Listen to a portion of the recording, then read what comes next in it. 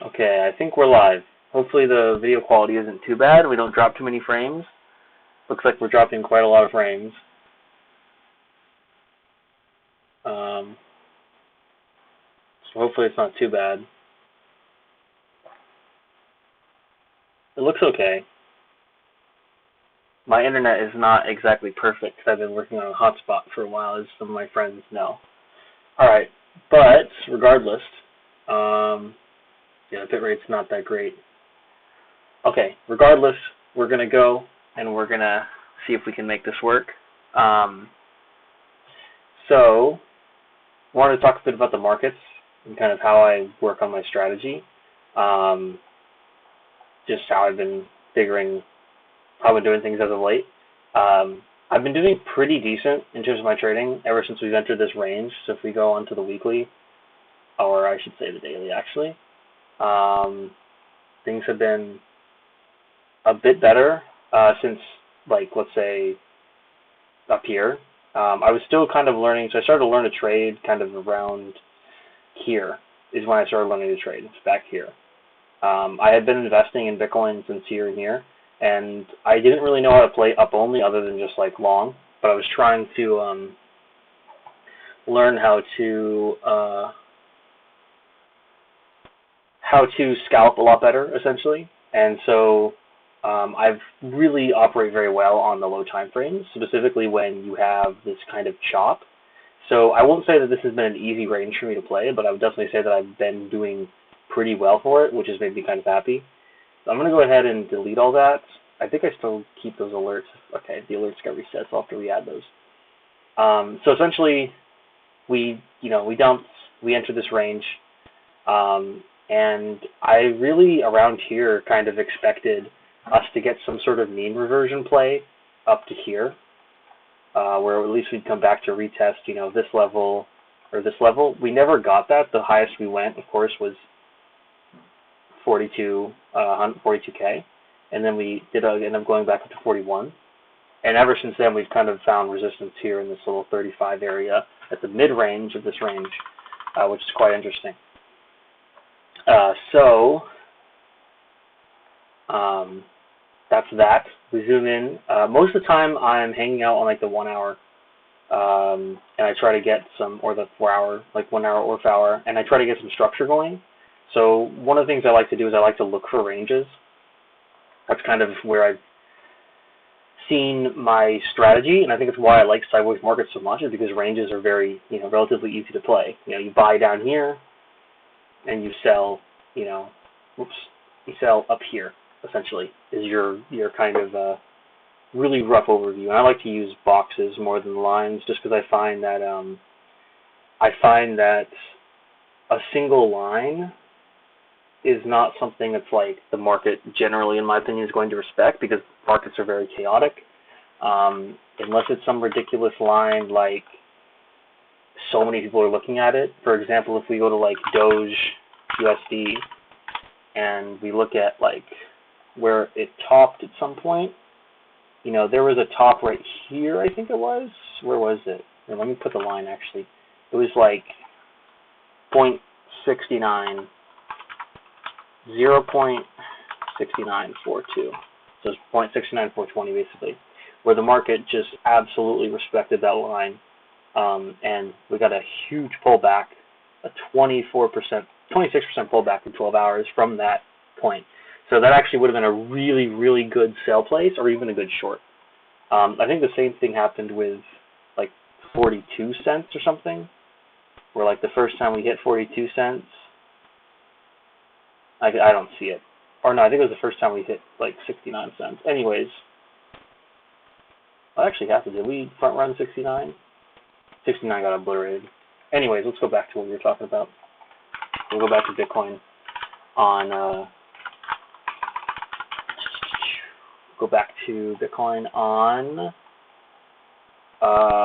the 4 hour and hourly. So so essentially what I'll do is the kind of like levels. I used to just kind of trade like very basic setups. So like let's say that I had like RSI on. I used to trade with RSI. I don't really use it at all anymore. not RSI strategy. I find it to be kind of not useful on lower time frames because it's very noisy, you know, and it's really not that useful. So I used to, like, let's say, get a signal like, okay, where's like a bearish divergence or bullish divergence? Okay, you got a decent bullish divergence here, you know, and then maybe like I would just long blindly without even like a support or resistance level. So now what I kind of do is I'll try to mark out levels of interest to me. So levels of interest could be things like potential liquidation levels, potential support and resistance levels. So, like, you know, a lot of people might mark out, like, let's see, you know, where would be one that would be useful?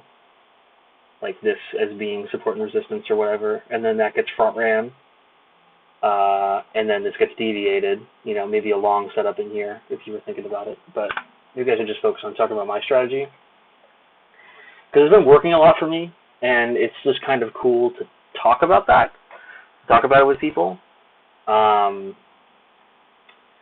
So I like explaining things. So yeah, I don't really have a lot of friends. I only have like 1 or 2 friends who are actually interested in kind of talking about this shit. So that's kind of the reason why I do this. I'm doing this stream. Okay, our drop frames have gone down. That's good. This is 50% drop frames, but I don't know. So one of the things I like to do is like draw supply and demand zones. So these are basically areas in which. Oh, yo, what's up, dude? Dark Nexus? Yeah, long time no see. It's been a while. Yeah, I don't really. I don't use this Twitch very much anymore, and so my Twitter is kind of focused more on trading now. What's up, though? I'm gonna probably not respond too much to chat unless there's like direct questions to what I'm talking about, because I kind of want this to be a very condensed stream. But yeah, so supply and demand zones.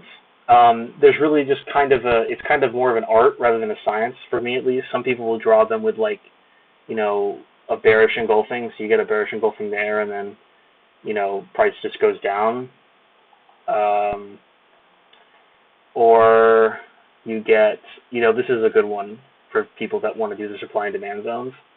You know, pin bar, huge rally off of that, fall into demand, bounce, you know, fall into demand, almost take out the stops there. In fact, I think it did go below on FTX. It did, on the perpetuals at least. But anyways, like, that's just not how I like to do it. So I'll draw a zone like here. So I basically will create like, okay, I think I drew a zone there actually on Twitter. I don't know if I'll be able to find the post, but I was hanging around this range. I'm not going to bother finding my old post because it'll take me a while and it's just not worth the time.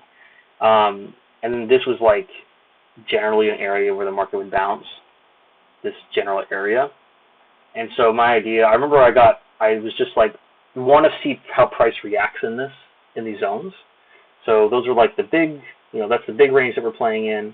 So maybe back here, I'll draw like a different range. So like maybe not that one because that's super old. Like, I mean, that's a really long lasting range. It's 10 days, 11 days old. But something like this maybe, you know. But what I'll do is I'll look for, so I'll get my levels. And I'll kind of look for, I'll zoom in on time frames to look for specific price action. So for example, this, I think I remember calling, was it that? I think I remember it that, saying this is going down to 35. And the reason was simple, is because, like, I mean, we knew this was the range high. And what we had a swing high right here. So a bunch of stops, basically short stops, would be hanging around here. There'd be a bunch of liquidity up for grab. That's how I trade a lot, is using like liquidity. And then we kind of came up in this range, and we just like went sideways for a bit, which is actually pretty. Oh yeah, I remember this actually.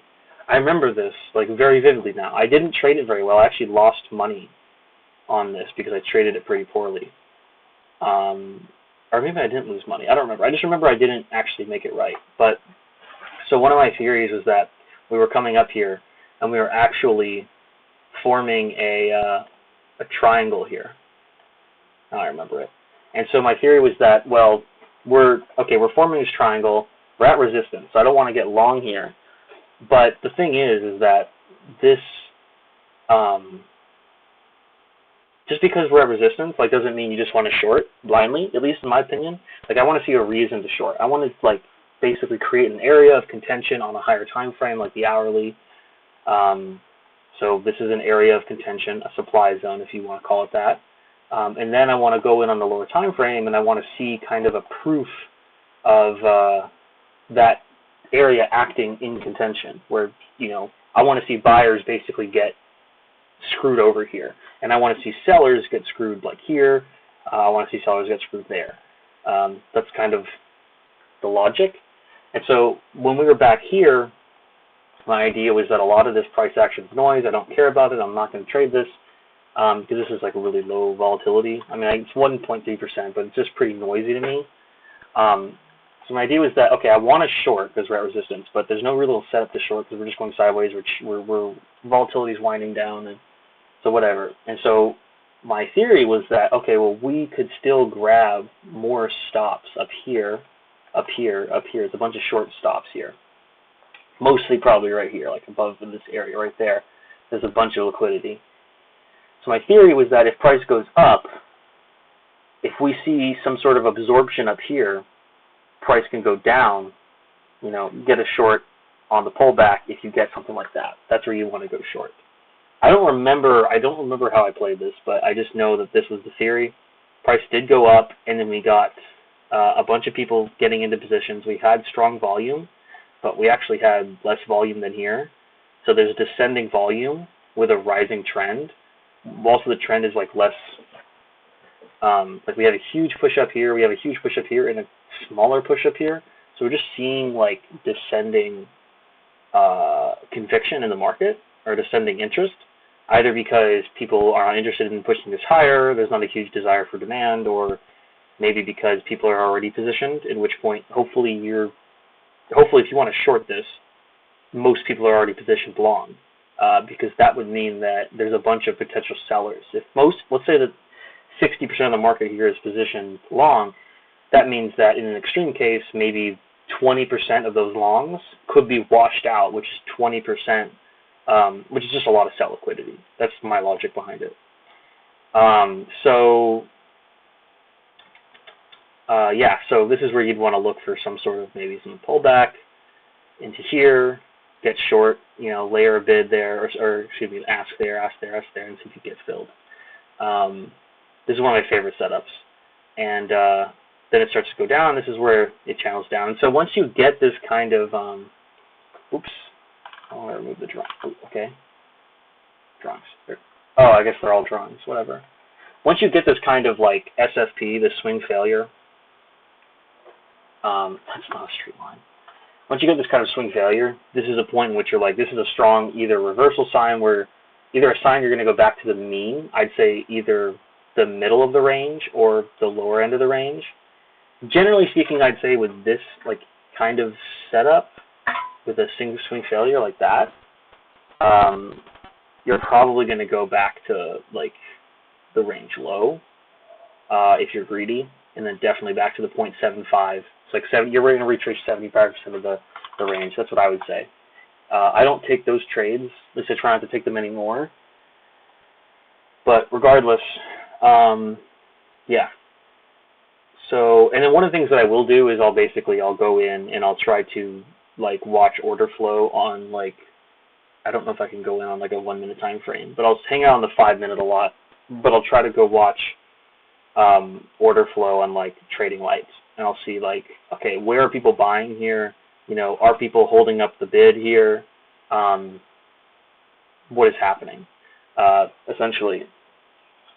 And I don't really know if I can really show much of that. I definitely can't show it to a month, because this was a month ago now. So, yeah.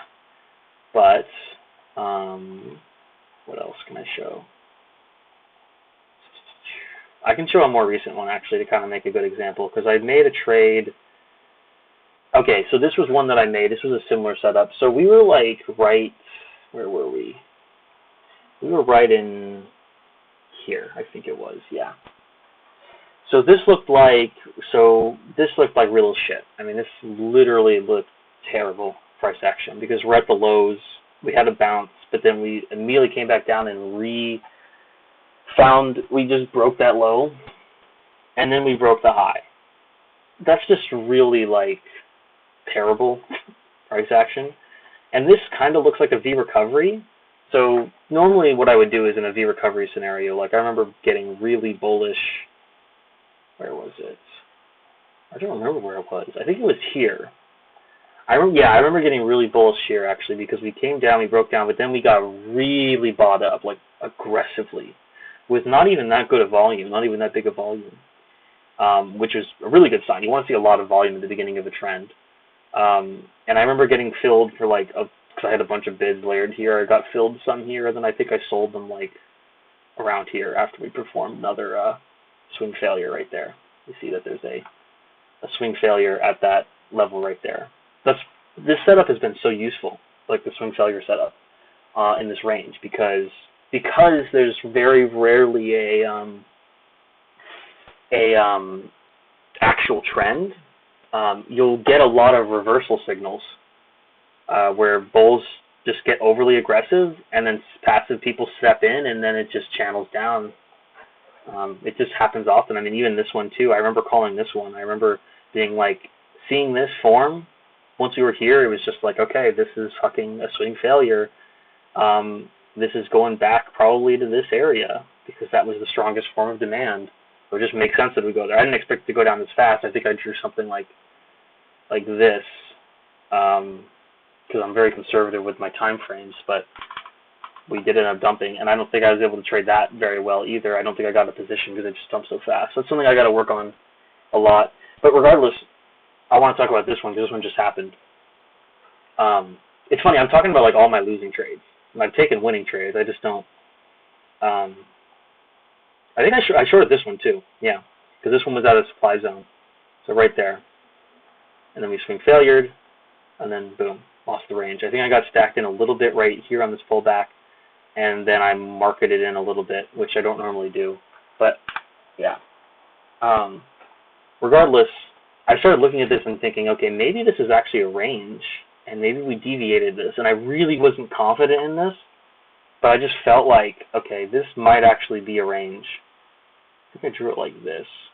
Yeah, and so what we did was if this is a range, what we did was we just swung out the low, and then we just immediately got bought back up, and then maybe this is going to be a deviation of the high. Because the thing is that here I'm not bullish. You know, I don't care you don't care that we're at demand. I'm not super bullish here because we're just grinding down. So to me, there's a big chance that that this is, because we're in downtrend, even though we V recovered, we also kind of recovered here and didn't do much. So this is a strong recovery, but I just felt iffy about this. And so I was like thinking, okay, well maybe this is going to be a deviation.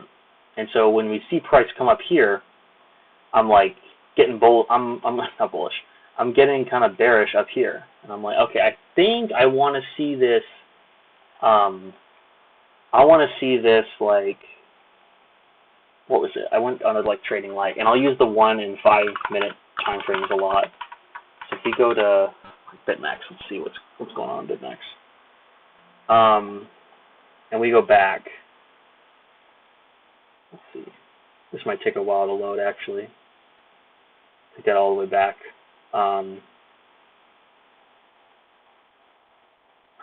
Because I really like this trade. I didn't handle it very well, but I really like the idea of it because it was so it was really, really good risk to reward, and it was a good theory and all that. Okay, here it is, I think. Nope, that's not it. Where the hell was it?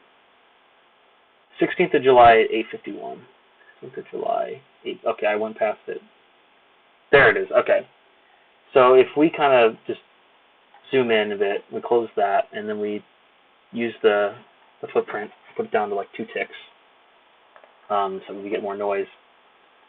Essentially, what I want to see is I wasn't seeing much up here. So normally what I'll do is I'll come to the footprint chart, which shows you volume by price. So rather than like volume by time, which you have down here and here, volume on the x-axis, I'll go for volume on the y-axis, just volume by price.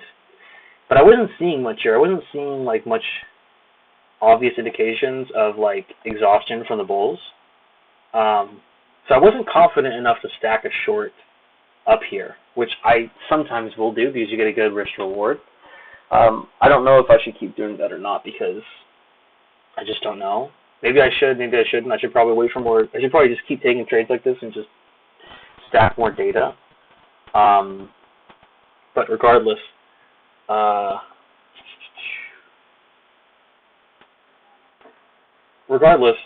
ended up happening was we did get some sort of really quick dump. I mean, just a huge dump. But we ended up, so I started layering some bids like here, here, here, here. But then we just like Z recovered it. All of a sudden it just got pushed right back up. And I was like really, really confused.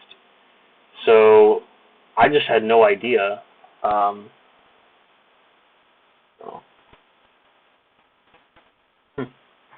Sorry.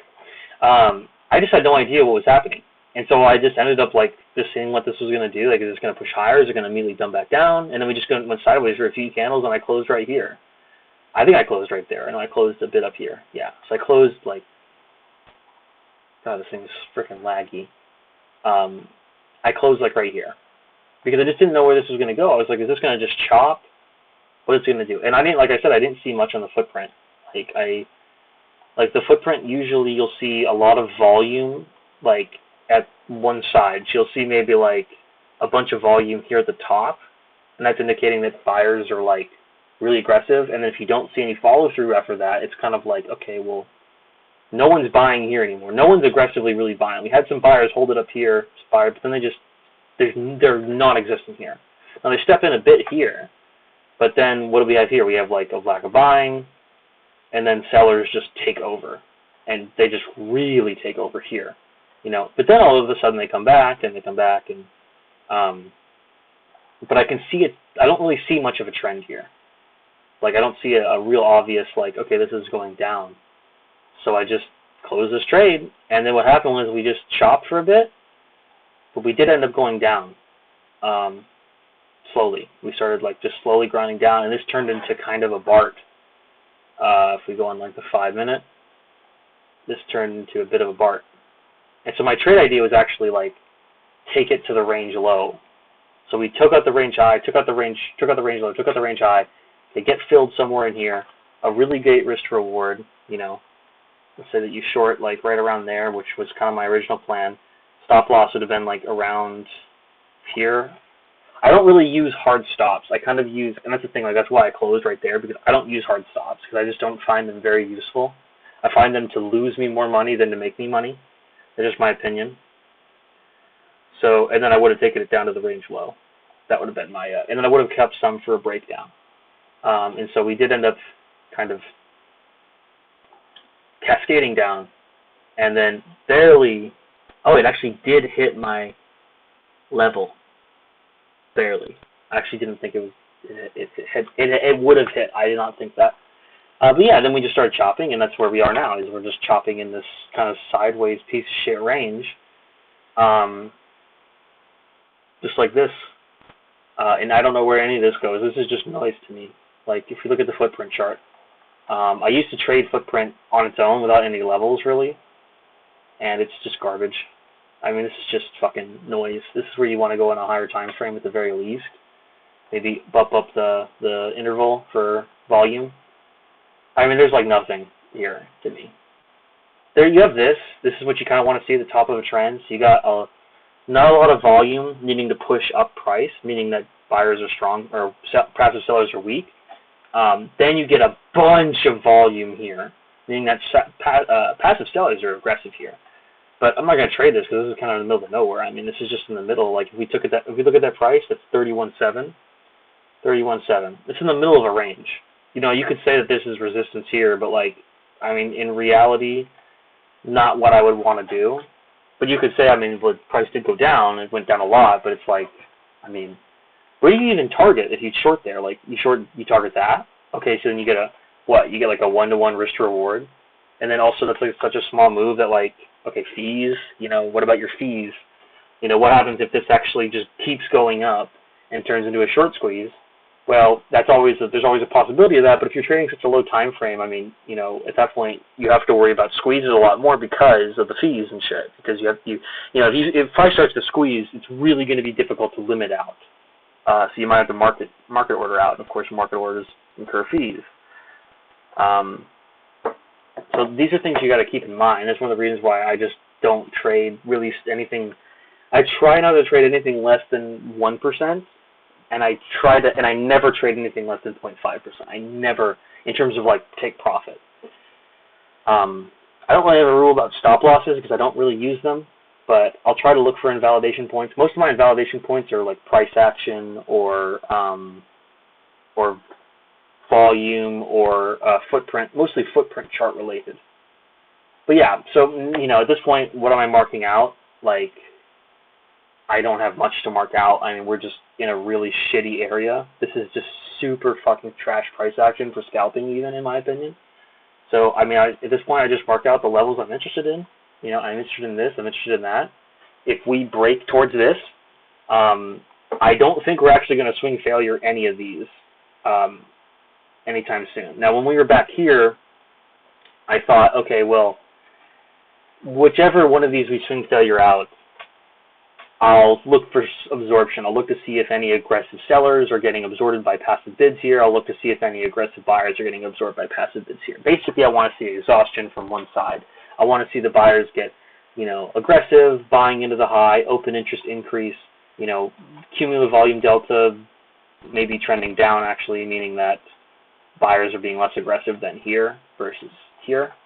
I want to see that, but the problem is that so much time has gone by with such little volatility that now that it's like, okay, well, at some point when you have this kind of contraction where you're ranging about, 1.7% with very little volatility.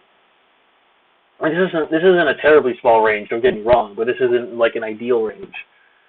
But at some point when you're ranging for this long with this shit, you're going to have a move that is kind of an expansion move. So for example, something like this, where you ranged for about, 12 hours for 1.6% with very little, and you got a hint of the direction based on this SFP right here. You went up, got rejected again. That's pretty damn bearish, especially in an existing downtrend. That's really, really good short opportunity. And then you just slowly grind it down, and then we just dumped. And then we grind it down some more, and then, you got this shitty price action. So what I would actually expect now is us to either, we're probably going to continue chopping for a bit, and then at some point there's going to be some sort of cascade for us to just make a move, which will probably be chop. Like the thing is I can't say, I don't think this is going to swing failure, but it doesn't mean that I think it's just going to go straight up. I think this will just, chop up, maybe we'll get a dump, fake out the early shorter, the smart shorters, and then just, hit up here. Then maybe we'll find some resistance here, put in another SFP pattern, and then maybe head down. Because I've been seeing these patterns everywhere, man. I mean, they're just amazing. They're fucking amazing, and they're super obvious to anyone that knows about swing failures. There's one right here. I mean, I could just mark them out. There's one right here. I got to draw it pretty well. There's one right here. There's one, where is it? This was a good one. I was on the wrong side of this, though, I think. I think I was actually trying to short up here. No, that's not the right one. Never mind. This is the one I was trying to short. We SFP'd right here. I was trying to short up here, and then I ended up having to close at a pretty big loss. This is kind of an odd, and that's not really one, but you could kind of say it's one in a way. This was an amazing one. I'm just so sad I missed it. I don't think I got filled on that one. This one back here,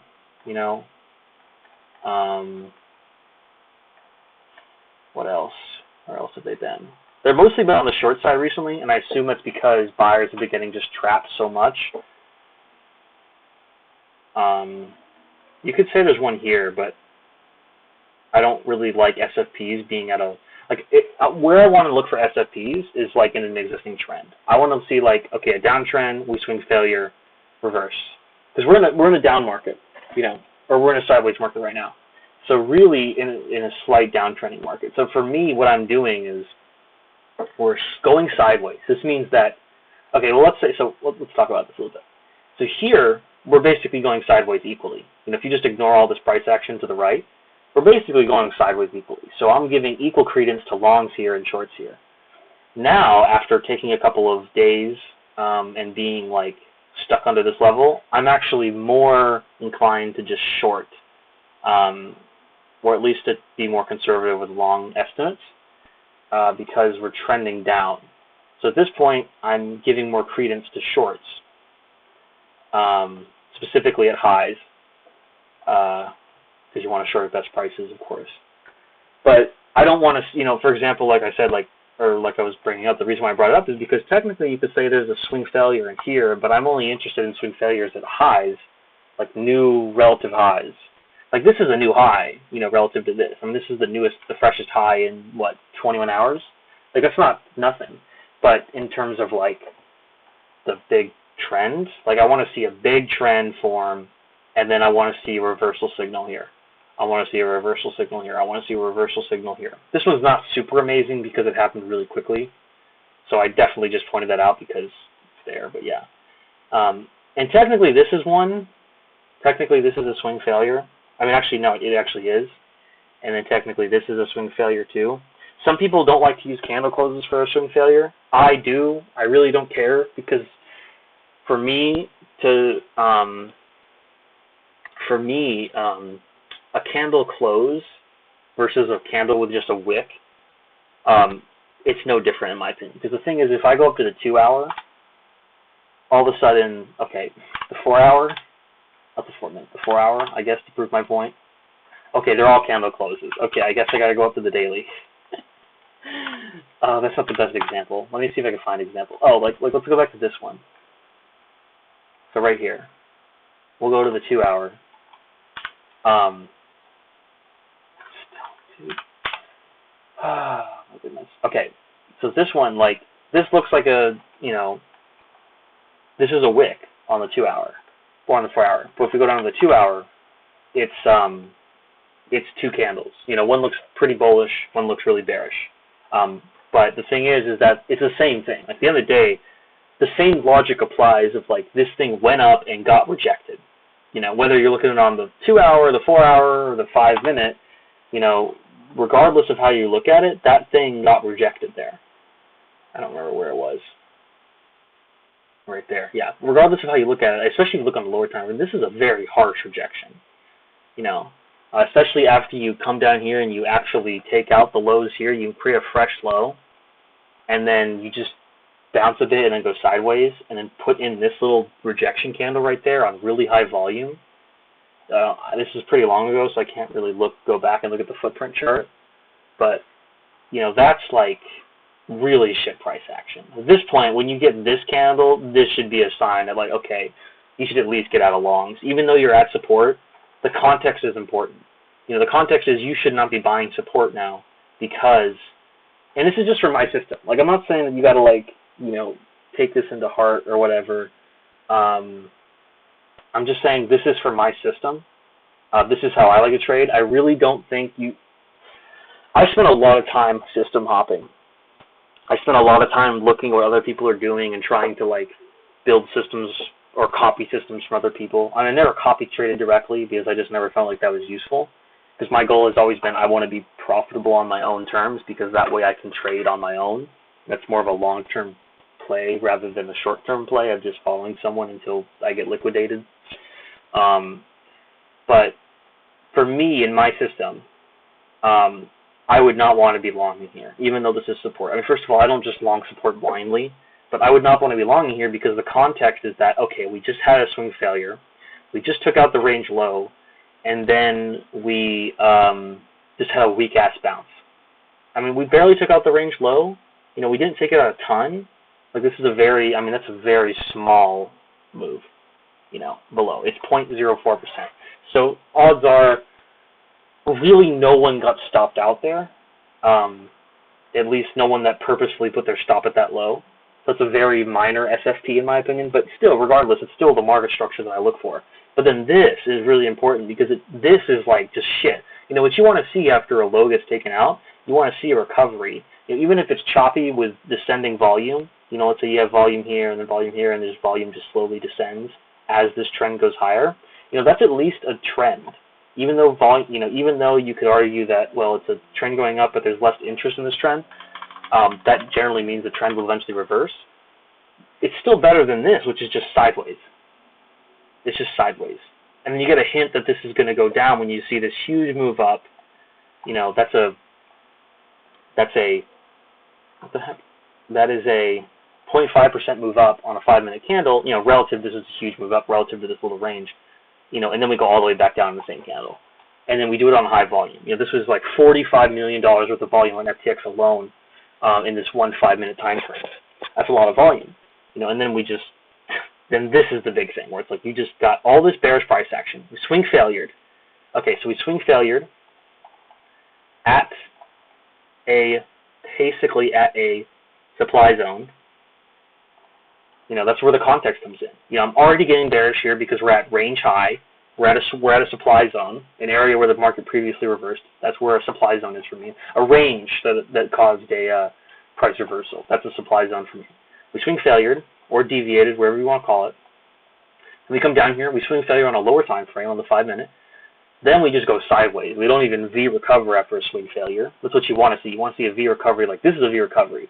This is you go up, you swing failure. V recovery. That's strong for the bears. That's very strong. Now you want to see a little follow through, either to get positioned or to confirm your position and stack on it, whatever you want to do. You don't want to see this.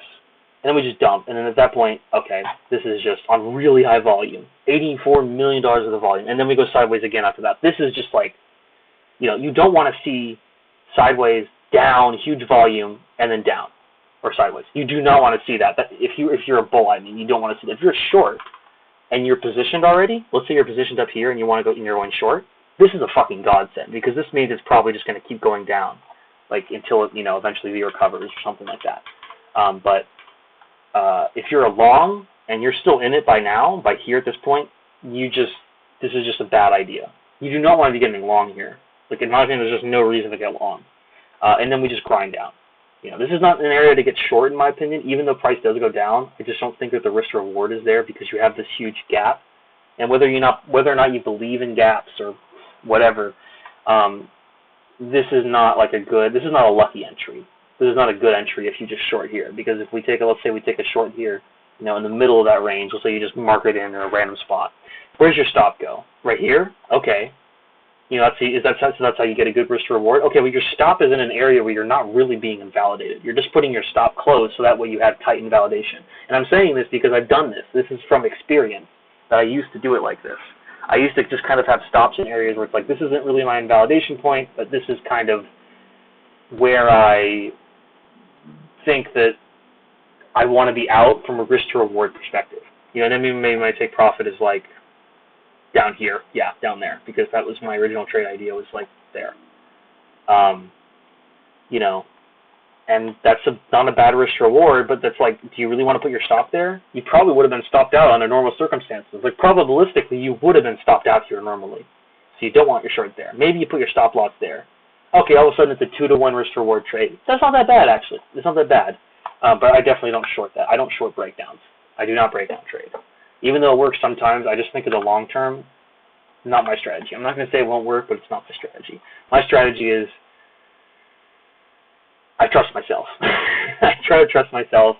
I just need to be more patient, have more conviction, because like I said, I took that trade today or yesterday, and it was one of the best trades I would have had in a while in terms of a risk to reward. Like I got short right in here.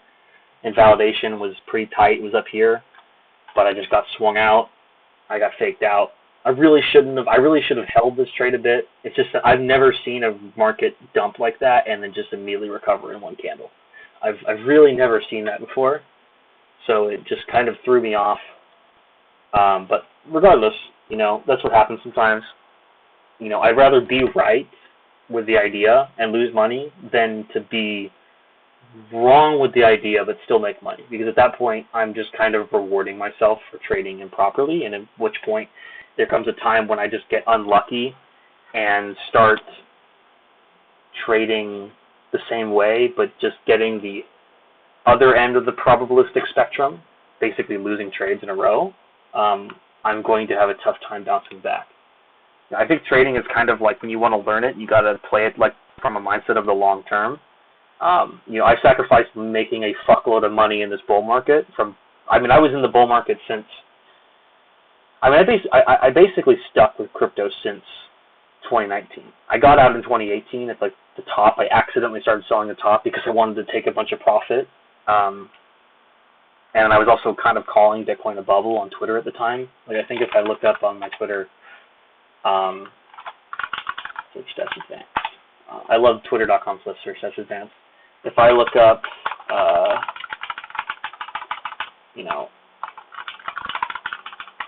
my Twitter, here it was. Yeah, I was calling Bitcoin a bubble back in 2017. Yeah. That was 2020. Regardless, I stayed out of 2018, and I came back in 2019, and I started accumulating in 2019. And then 2020, I was really focused on it after the whole March crash, because around that time I actually started making decent money with work. And then I was like, well, you know what? I want to start to learn to trade. And what happened was I started going down the path of trying to become a trader, but what I did was I repositioned my portfolio to put more money into trading, and so I actually ended up losing out on a lot of potential gains to learn to trade. And it was a really difficult thing because it meant that I missed out on a big portion of the bull market from like September 2020 bottom to like basically now. I missed out on a lot of exposure. I basically didn't hold any altcoins that entire time, except for a few shitcoin investments that did do well because I bought them in September of 2020, but it was a very small position in my portfolio. So it was very difficult for me to look past that because I felt that I'd wasted my time.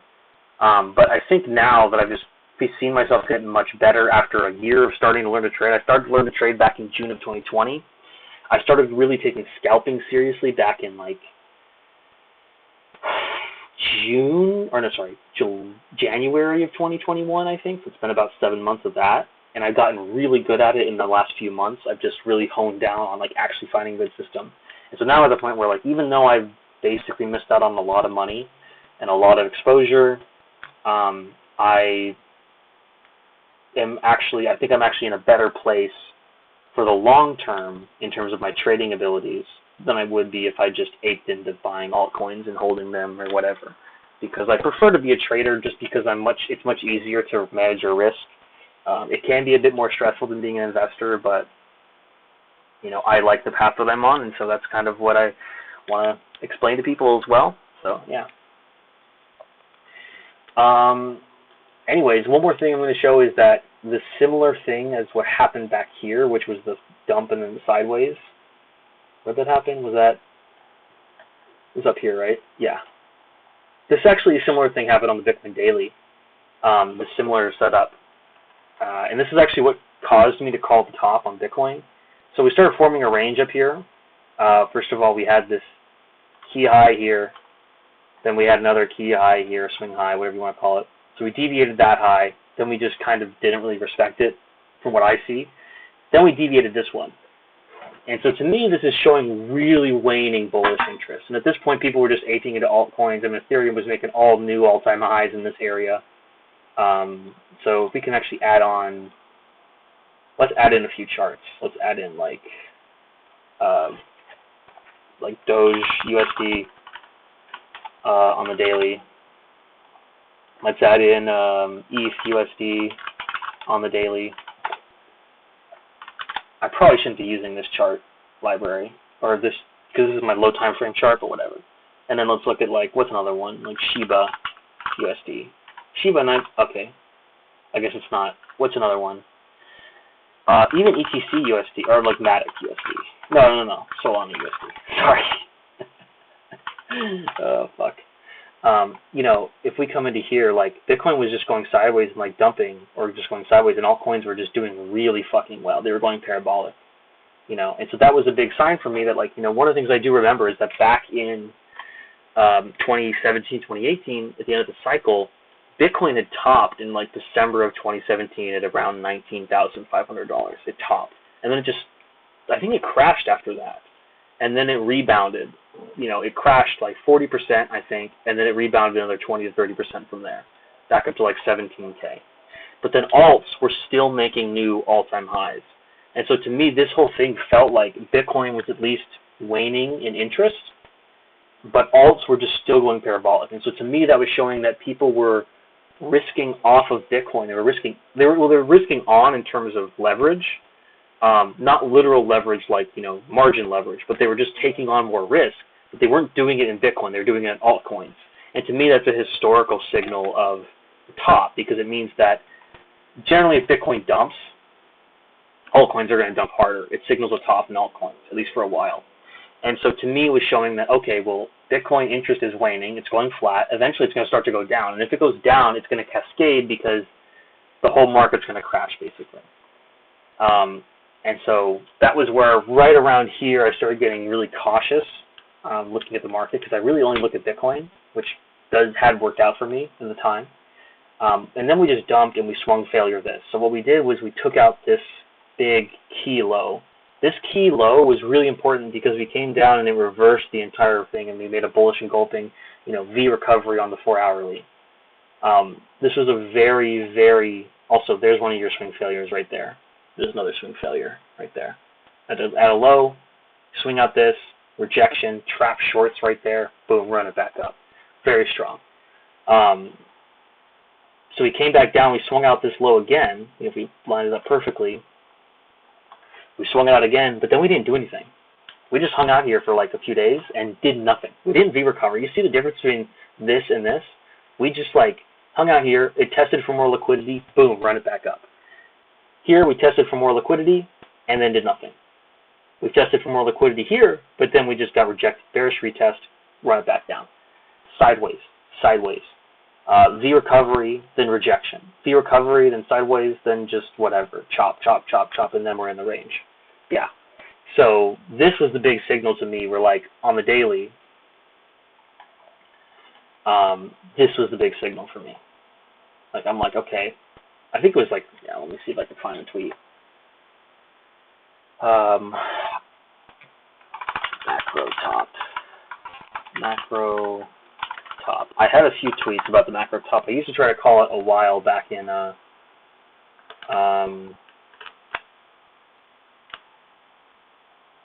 there it was, okay. May 17th. So this is what the chart looked like here. Oh, this was not the first one I called. This is what I thought was going to happen. I didn't actually see Bitcoin dumping. A lot of people didn't see Bitcoin dumping like that. I thought that we were overextended at that point. But where the hell was it? Okay, maybe I don't see it. Regardless, this was the kind of candle that freaked me out, was right here. This is where I was like, okay, so we have this candle, and then we didn't do anything. Let's wait for the next day. Didn't do anything. We're just ranging. This is when I was like, okay, this is going to go lower. There's just like no way, because you don't just take out a low and then do nothing. Unless the only thing I could say that we could have done was maybe we took out the low again and then V recovered. But at this point, it was just like, because alts are going parabolic and Bitcoin was just set in a lower high, a complacency shoulder, a possible one at the time, I just was like, this is shit. This is absolute shit. Yeah, that was my kind of reasoning for calling, for not calling for it, but just predicting that we were going to go down. I didn't expect us to dump. And even if I knew we were going to dump, I don't think I would have stacked a short in here. That would have been an amazing short, but yeah. I mean, in reality, you take what you can get in the market, and I've been pretty happy with what I've been able to get, and I'm really happy with hopefully what I'll be able to get in the future. So yeah, and with that said, 50 minutes. I think this was pretty fun. No one really showed up. But that's cool. I just kind of was just doing this for myself because I like doing this. It's fun. But yeah, that's going to be it. And I'll upload this to my YouTube as well, so that way there's a VOD of it. But yeah, that's about it for today, and I'll see you guys in the next one.